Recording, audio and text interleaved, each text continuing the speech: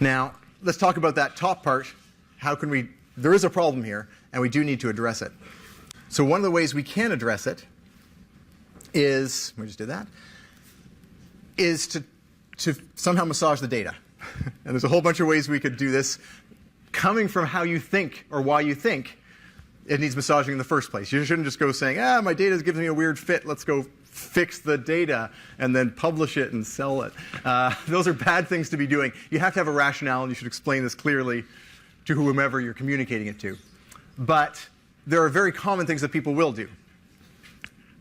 One of the possible things that could be happening here is that if we look at the data, and if we just go back to, I'll get the residuals out of the way for a second. There's a whole cluster of data up here. And then it bends afterwards. So one of the things we might say is, past, well, where's, 50%'s here even past 50%.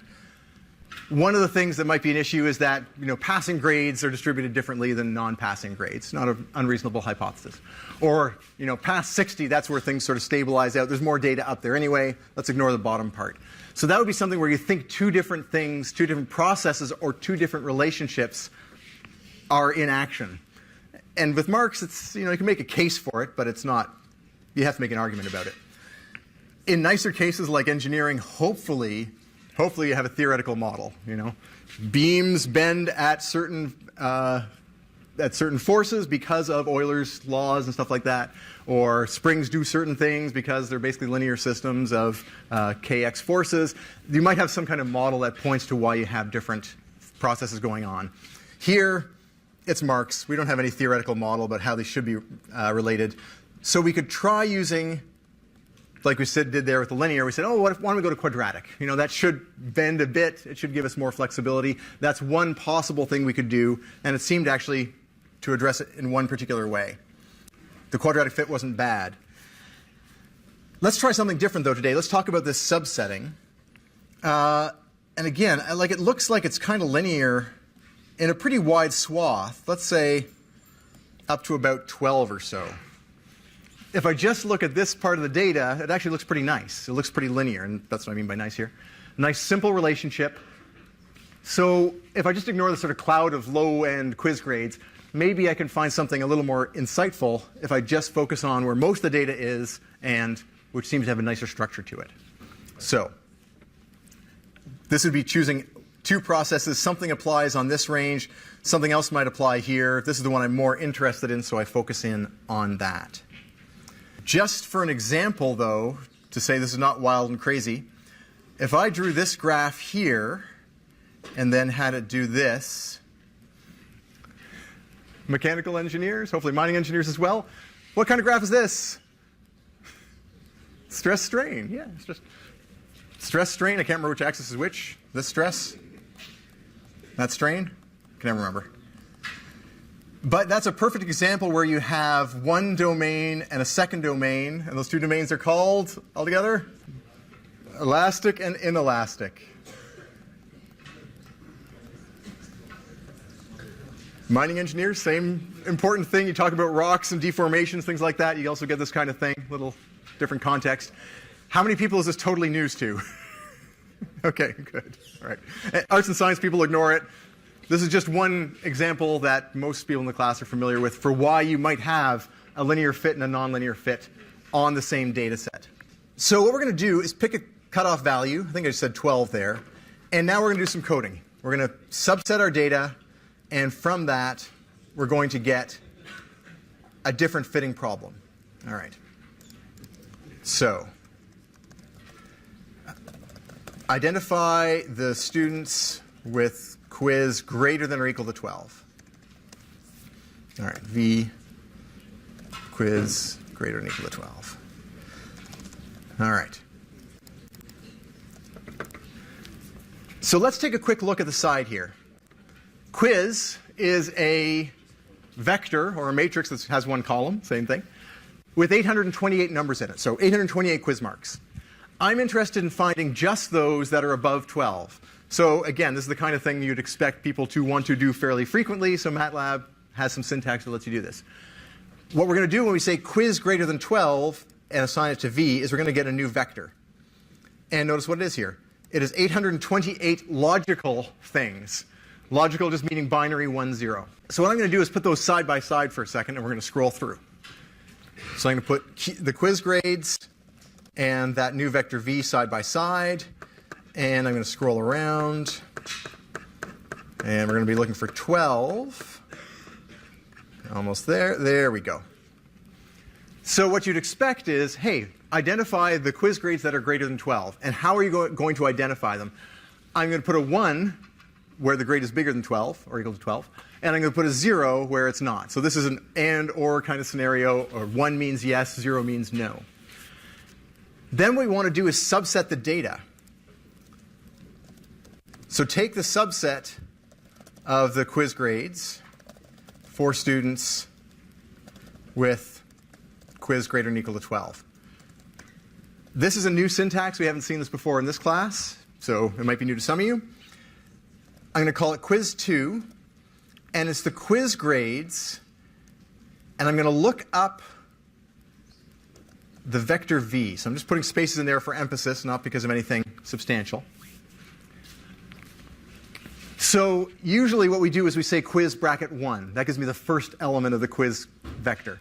Quiz bracket 2 will give me the second. Now, if you think of what it is, quiz is a vector of 828 values. V is a vector of 828 yes or no's. And when you use the syntax, it's going to say, oh, you want me to keep all of the yeses and pull those out of the quiz thing and store them in quiz 2. So we're going to run this. And what we're going to see is, actually, I'm just going to comment out the plotting and this stuff for a second. We're going to run that. And what we're going to see is that we now have a quiz 2, which is not 828 long. It's only 661 long. So we basically threw away all the low quiz marks, and we kept the quiz marks that are 12 or above. So this is a very compact way to subset your data based on a simple criterion like, hey, am I bigger than 12? Where it gets a little more interesting is we also want to get the matching exam marks. Exam, I think? Test marks. Test 2 will be all the test marks. And because students were the same, every row in quiz and every row in test was the same student, we can say, I'd like to look at all my test marks, only keep those that passed criteria V, and throw away those that didn't. And we're going to get a test 2 that also has 661 things in it. There we go. Test 2, 661 elements in it. So this is a fantastically short and efficient way to just throw away some of the data based on some criteria.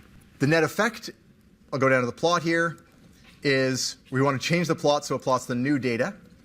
And then we'll run it again. And we see a nice updated graph where 12 was our cutoff down here now. There was data, but we're not plotting it because that was in quiz and test. This is quiz 2 versus test 2, which is all the matching data where the quiz marks were above 12. So take a look at that. Take a look at the code. For those who are searching for this maybe later on, this is called logical indexing. And that's where we have a matrix, or let's call it a vector. And then we put in a bunch of 1s and 0s of the same length.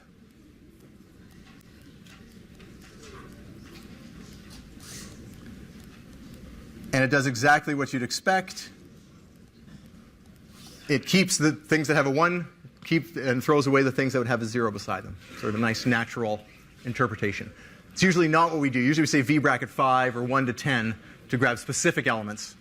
Now we're going to do a fit again. We're going to go back to our tool here. We're going to go back to tools, tools, basic fitting. And we're going to do our linear plot. We're going to do a scatter plot of the residuals. And now we can see things look much better.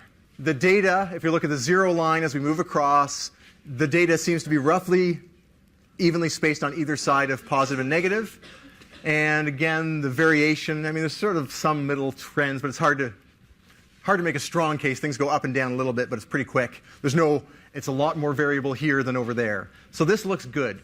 What this points to is that when we make a conclusion or we make a statement about the fit, let's go back to here. I want to quickly show the equation. There we go.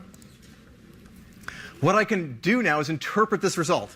This line seems like it is a good fit.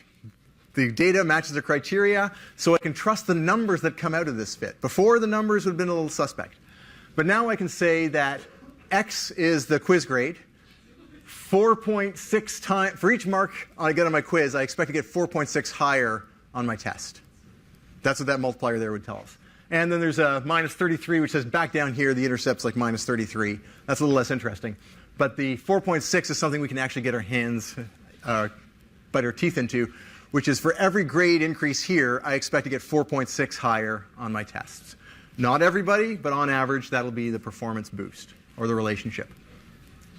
And we can work with that. We can say, all right, so people who are interested in improving their test grades, here's the kind of effect you can expect if you start improving your quiz grades before you write your tests.